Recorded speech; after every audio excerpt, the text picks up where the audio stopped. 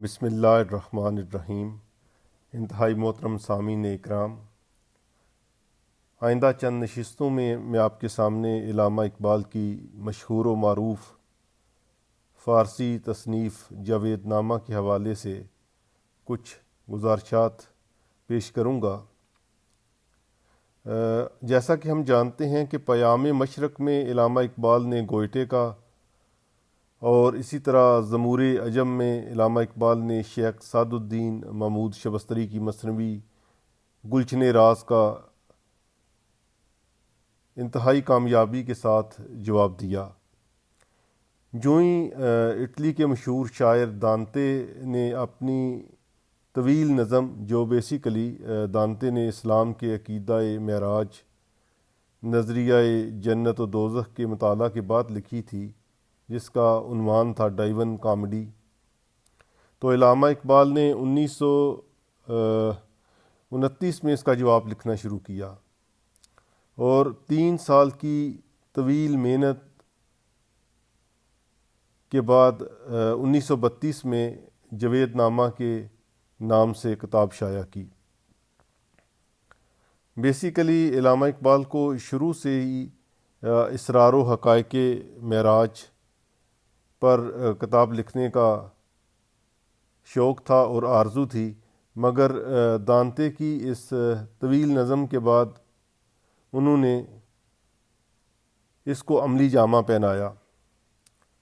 علامہ Iqbal basically اس نظم میں اس جو کہ ان کا معراج نامہ کہہ سکتے ہیں یا ان کا آسمانوں کا خیالی سفر کہہ سکتے ہیں، میں تخیل کے پر لگا کر سیر کرتے ہیں، اور وہ مختلف سیاروں پر جاتے ہیں۔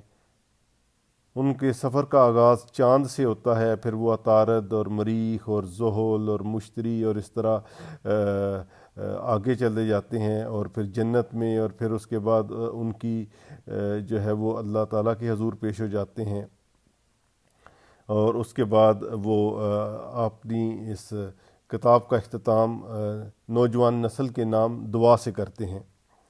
تو بیسیکلی یہ ان کا سارا خیالی تصور ہے، جسے آپ ان کا معراج نامہ کہہ سکتے ہیں، ان کا خیالی تصور کہہ سکتے ہیں۔ لیکن اصل چیز اس پوری کتاب میں انہوں نے مختلف تہذیبوں کا، اس کے علاوہ علم و عقل کا، عشق کا، اور مختلف جو بڑے بڑے لوگ گزرے ہیں ان کی جو تعلیمات گزری ہیں ان کا نچوڑ پیش کر دیا ہے۔ اس کتاب میں ہندوستان کی آزادی کے لیے لڑنے والوں کا بھی ذکر ہے۔ ظاہر ہے کہ اس وقت ہندوستان پہ انگریز قابض تھا، اور علامہ اقبال بھی ایک مجاہد کی حیثیت سے اس آزادی کی جنگ لڑ رہے تھے، اس لیے ان میں ہندوستان کی آزادی کا بھی ذکر ہے۔ اور اس کے علاوہ کشمیر کی اس وقت بھی بڑی خراب صورتحال تھی، اور وہ سکھوں کے قبضے میں تھا، اور وہ اس وقت بیسیکلی ہری سنگھ کے قبضے میں تھا، تو اس کا بھی ذکر ہے۔ اور اس میں کشمیر کی زبوں حالی کا اور کشمیر کے خوبصورت خطے کا انہوں نے انتہائی خوبصورتی سے نقشہ کھینچا ہے۔ اس لیے علامہ اقبال کی یہ تصنیف نہایت عمدہ تصنیف ہے، اور ایک انتہائی بلند اور مربوط تصنیف ہے۔ ویسے تو علامہ اقبال کی جتنی بھی تصانیف ہیں نقوش دوام کا حکم رکھتی ہیں، اس میں کوئی شک نہیں کہ خواہ وہ پیام مشرق ہو، خواہ وہ زبور عجم ہو، خواہ وہ اقبال کی شروع کی نظمیں ہوں بانگ درا کے نام سے، یا بال جبریل ہو، لیکن جاوید نامہ فارسی میں بلکہ ان کی تمام تصانیف میں انتہائی ممتاز تصنیف تصور کی جاتی ہے۔ اس تصنیف کے حوالے سے علامہ اقبال خود فرماتے ہیں کہ اس تصنیف کو لکھنے کے بعد میرے دل و دماغ کی ساری صلاحیتیں نچڑ کر رہ گئیں۔ یہ بیسیکلی اس کتاب کو انہوں نے ایک افلاکی ڈرامے کے طور کے اوپر لکھا ہے، اور اس افلاکی ڈرامے کو لکھنے سے علامہ اقبال نے اس نہج پر لکھی جانے والی جتنی بھی اس وقت کتابیں مارکیٹ میں دستیاب تھیں ان کا گہری نظر سے مطالعہ کیا۔ اس کے علاوہ انہوں نے نبی علیہ الصلوۃ والسلام کے حوالے سے جتنی بھی معراج سے متعلق حدیث تھیں ان کا بھی مطالعہ کیا۔ اس کے بعد انہوں نے یہ کتاب لکھنی شروع کی۔ بیسیکلی اس کتاب کا آغاز ایک مناجات سے ہوتا ہے، لیکن اصل جو مطالب ہیں اس وقت آتے ہیں جب علامہ اقبال، جسے وہ اس کتاب میں اپنے آپ کو زندہ رود کے نام سے پیش کرتے ہیں، جب وہ شام کے وقت دریا کے کنارے مولانا روم کے مختلف اشعار گنگنا رہے ہوتے ہیں اور ان کی ایک خوبصورت غزل پڑھ رہے ہوتے ہیں، تو وہاں اچانک پہاڑوں کے پیچھے سے رومی کی روح وہاں حاضر ہو جاتی ہے۔ علامہ اقبال اس کو دیکھ کر حیران رہ جاتے ہیں اور ان سے مختلف قسم کے سوالات پوچھنا شروع کر دیتے ہیں، جس میں ایک سوال یہ بھی ہے کہ انسان کی روح زمینوں اور زمان و مکان سے باہر کس طرح جاتی ہے۔ اسی طرح اس سوال کا مقصد یہ ہے کہ یعنی واقعہ معراج کو ایک فلسفیانہ بنیاد فراہم کی جائے کہ روح کس طرح جسم سے پرواز کر کے دوسرے جہانوں میں چلی جاتی ہے۔ بعد میں زمان و مکان کی روح آتی ہے، جسے شاعر نے ایک 2 چہرے والے فرشتے کے طور پر پیش کیا ہے۔ اس کا ایک چہرہ تاریک ہوتا ہے اور بے حس ہوتا ہے، دوسرا روشن اور بیدار۔ روح زمان و مکان جو ہوتی ہے وہ شاعر پر ایک بہت ہی مختلف قسم کا اثر ڈالتی ہے اور اسے عالم بالا میں لے جاتی ہے۔ علامہ اقبال رومی کی روح کے ساتھ اب عالم بالا کا سفر شروع کر دیتے ہیں۔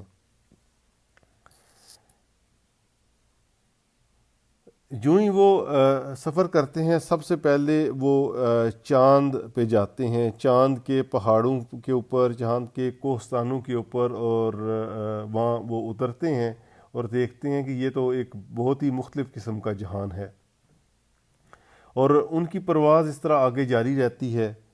یہاں پر وہ ستاروں کا ایک انتہائی دل فریب نغمہ سنتے ہیں، جو بیسیکلی ان کو خوش آمدید کہتا ہے، جس سے فضا پار گزرنے کی جرأت اور ہمت دکھائی دیتی ہے۔ چاند پر زندہ رود یعنی اقبال اور رومی کچھ وقت گزارتے ہیں اور اس فلک کے اندر یعنی چاند کے اندر مختلف غاروں میں جاتے ہیں، دیکھتے ہیں کہ وہاں کیا ہے۔ یہ ایک انتہائی تاریک غار کے اندر وہ جب جاتے ہیں تو ان کی ملاقات اچانک وہاں ایک مشہور ہندی صوفی، جسے عارف بھی کہہ سکتے ہیں، وشوامتر سے ہوتی ہے، جسے زندہ رود جہان دوست کے نام سے پیش کرتے ہیں۔ وشوامتر وہاں بیٹھا غار کے اندر، جہاں ہر طرف گپ اندھیرا ہے، وہاں سوچ و بچار میں غرق ہے، اور اس کے سر کے اوپر ایک سفید سانپ جو ہے وہ کنڈلی مارے بیٹھا ہوا ہے۔ وشوامتر رومی کو پہچان دیتا ہے اور پوچھتا ہے کہ تمہارا یہ دوسرا ساتھی کون ہے۔ اس پر رومی اپنے رفیق کا مختصر تعارف کرواتے ہیں۔ اس پر وشوامتر جو ہے وہ زندہ رود سے کچھ سوال کرتا ہے۔ بیسیکلی وہ زندہ رود کو آزمانا چاہتا ہے۔ تو وہ ایک سوال یہ کرتا ہے کہ انسان کو خدا کے مقابلے میں کس بات کی برتری حاصل ہے۔ تو اس کے جواب میں زندہ رود یعنی اقبال جواب دیتے ہیں کہ علم موت میں ہے۔ اسی طرح وہ دیگر مختلف سوالات پوچھتا ہے۔ جب شاعر اس کے تمام سوالوں کے جواب انتہائی سیٹسفیکٹری، تسلی بخش دے دیتا ہے، تو وہ خود بعض حقائق سے پردہ اٹھاتا ہے۔ وہ بھی انتہائی دلچسپ مکالمہ ہے، جو میں بعد میں تفصیل کے ساتھ آپ کے سامنے پیش کروں گا۔ اور پھر وہ 9 باتوں کے عنوان سے اپنا پورے کا پورا اپنی تعلیمات پیش کرتا ہے وشوامتر۔ اس کے بعد رومی اور زندہ رود یعنی اقبال اس غار سے نکل کر وادی ماہ میں آ جاتے ہیں، جہاں انہیں ایک عظیم چٹان پر 4 تصویر یا 4 نقوش آپ کہہ سکتے ہیں کندہ نظر آتے ہیں۔ ایک نقوش تو گوتم بدھ کا ہوتا ہے، ایک زرتشت کا، ایک حضرت عیسیٰ کا، اور ایک حضرت محمد الرسول اللہ صلی اللہ علیہ وآلہ وسلم کا، جس کو آپ تواسین کہہ سکتے ہیں، یعنی ان الواح کو تواسین کہا جاتا ہے۔ اس حصے میں ان الواح و تواسین کا بیان ہے، یعنی جب اقبال اور رومی وہاں پہنچتے ہیں، رومی اور اقبال اس طرح ایک سیارے سے دوسرے سیارے پر پہنچتے جاتے ہیں۔ مثلا فلک مریخ پر ان کی ایک ملاقات ایک نام نہاد فرنگن سے ہوتی ہے، جو کہ اپنے آپ کو پیغمبر کے نام سے ظاہر کرتی ہے، اور اس کا اصل مقصد جو ہے وہ یورپ کی تہذیب سے متعارف کرانا ہوتا ہے، اور وہ عورتوں کو ترقی اور آزادی کے نئے نئے اصول بتاتی ہے۔ اس کا اصل مقصد بیسیکلی یہ ہے کہ توالید تناسل کا استحصال کر دیا جائے، اور اس کا یہ دعویٰ ہے کہ دنیا میں آخر کار عورت ہی کی حکومت ہوگی، اور وہ اپنی نوح کو نصیحت کرتی ہے کہ مرد سے جو ہے وہ چھٹکارا حاصل کر لیا جائے اور رشتہ ازدواج کو ختم کر دیا جائے، اور اس طرح جو ہے وہ اس کی مرد کوئی ضرورت نہیں ہے۔ اسی طرح مریخ پہ جاتے ہیں، وہاں بھی ان کی جو ہے وہ مختلف ارواح سے ملاقات ہوتی ہے، اور وہاں بھی وہ تہذیب حاضر کے بعض پہلوؤں کو ہدف تنقید بناتے ہیں۔ فلک عطارد پر رومی اور جو زندہ رود یعنی اقبال سید جمال الدین افغانی اور ترکی میں مذہبی اصلاحات کی تحریک کے سربراہ سید علیم پاشا سے ملتے ہیں، اور ان سے اس وقت کے حالات و واقعات کے بارے میں گفت و شنید کرتے ہیں۔ افغانی یہاں مملکت روس کو پیغام دیتے ہیں۔ اسی طرح روح اسلام اور روح اشتراکیت، کیونکہ اس وقت اشتراکیت کا بھی دورہ تھا، تو اس حوالے سے ان کی بڑا دلچسپ مکالمہ ہوتا ہے روح اشتراکیت کے حوالے سے جمال الدین افغانی سے، اور وہ جمال الدین افغانی سے کارل مارکس کے حوالے سے بھی کافی سوالات کرتے ہیں، اور کارل مارکس کو پیغمبر بجبرائیل کہا گیا ہے۔ اسی طرح وہ ایک اور فلک پر جاتے ہیں جہاں وہ 3 روحوں سے ملتے ہیں، جن میں ایک حسین بن منصور الحاج جس نے انا الحق کا نعرہ لگایا تھا۔ اسی طرح وہ ایران کی مشہور شاعر طاہرہ بابیہ، اور اسی طرح مرزا غالب سے ملتے ہیں ان کی ارواح سے۔ یہ ایسی ارواح ہیں جن کو جنت کی تو پیشکش کی گئی، لیکن انہوں نے جنت کو یا بہشت کی پیشکش کو ٹھکرا دیا اور اس میں رہنا قبول نہیں کیا، بلکہ انہوں نے کہا ہم بس گردش پہ رہیں گے، اور دنیا کی گردش سیر و دوام کرنے کو انہوں نے ترجیح دی۔ یہاں ابن حلاج ایک مسلمان صوفی کے روپ میں اپنا مقام واضح کرتا ہے، اور اپنی تعلیمات کو بیسیکلی وہ پیش کرتا ہے جو اقبال اس کی زبان سے لکھتے ہیں۔ اسی طرح غالب کی شاعری کے متعلق مختلف سوالات کیے جاتے ہیں، اور غالب اپنا نقطۂ نظر مختلف حوالے سے پیش کرتا ہے۔ اسی طرح قرۃ العین طاہرہ اپنا ایک نغمہ پیش کرتی ہے، بلکہ یہاں تو علامہ اقبال نے اس کی پوری کی پوری نظم جو ہے وہ پیش کر دی ہے۔ پھر وہ ایک دوسرے فلک پر جاتے ہیں جسے منحوس تصور کیا جاتا ہے، اور وہ ایسا فلک ہے، ایسا آسمان ہے کہ جہاں کی روحیں جن کو نہ دوزخ نے قبول کیا نہ جنت نے قبول کیا، کسی نے بھی ان ارواح کو قبول نہیں کیا، بلکہ آتش جہنم نے بھی ان ارواح کو قبول نہیں کیا۔ اس میں علامہ اقبال زندہ رود وہ ان ارواح کا ذکر کرتے ہیں جو غدار ارواح ہیں، جس میں بنگال کا میر جعفر ہے، میسور کا صادق ہے، اور اسی طرح اس میں فرعون اور لارڈ کچنر کی روحیں نظر آتی ہیں، اور ان کا زبردست مکالمہ بھی اقبال نے پیش کیا ہوا ہے۔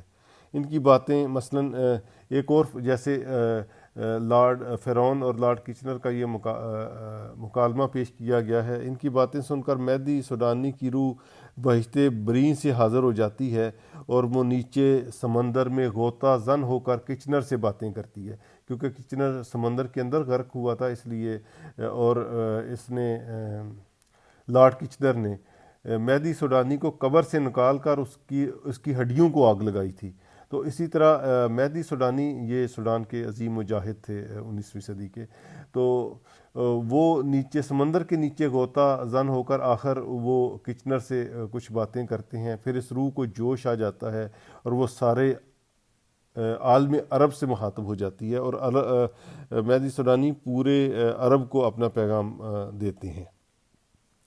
ان سب سیاروں سے گزرنے کے بعد زندہ رود یعنی اقبال اور شاعر جنت میں داخل ہوتے ہیں۔ وہاں وہ اولیاء اللہ اور بادشاہوں سے ملتے ہیں، وہاں انہیں لاہور کے گورنر عبدالصمد خان کی بیٹی شرف النساء کا محل دکھائی دیتا ہے۔ اسی طرح مختلف بزرگوں سے ان کی ملاقات ہوتی ہے، ان کی ارواح سے۔ اس میں کشمیر کے ایک مربی حضرت شاہ ہمدان، جن کی تعلیمات سے بیسیکلی کشمیر کے اندر اسلام پھیلا۔ اسی طرح کشمیر کی تاریخ اور وہاں کے لوگوں کے بارے میں ان ارواح سے مختلف باتیں کرتے ہیں۔ اسی طرح ایران کے ایک مشہور بادشاہ نادر شاہ افشار، اور اسی طرح افغانستان کے بانی احمد شاہ ابدالی، اور اسی طرح ہندوستان میسور کے سلطان ٹیپو سے وہ ملتے ہیں اور ان سے سوال و جواب کرتے ہیں، اور ان سے کئی چیزیں ان کو ملتی ہیں۔ پھر بہشت چھوڑتے وقت وہاں کی روحیں علامہ اقبال کو یعنی زندہ رود کو گھیر لیتی ہیں اور ان سے اصرار کرتی ہیں کہ آپ ہمیں یہاں کوئی جو ہے وہ نغمہ سنائیں، اور پھر شاعر ان سے معذرت چاہتا ہے۔ یہاں دراصل بہشت کا صحیح اسلامی تصور پیش کرنا شاعر کا مقصود ہے، جس کے مطابق بہشت کوئی متعین یا معین مقام نہیں بلکہ روحانی ترقی کا ایک مرحلہ ہے۔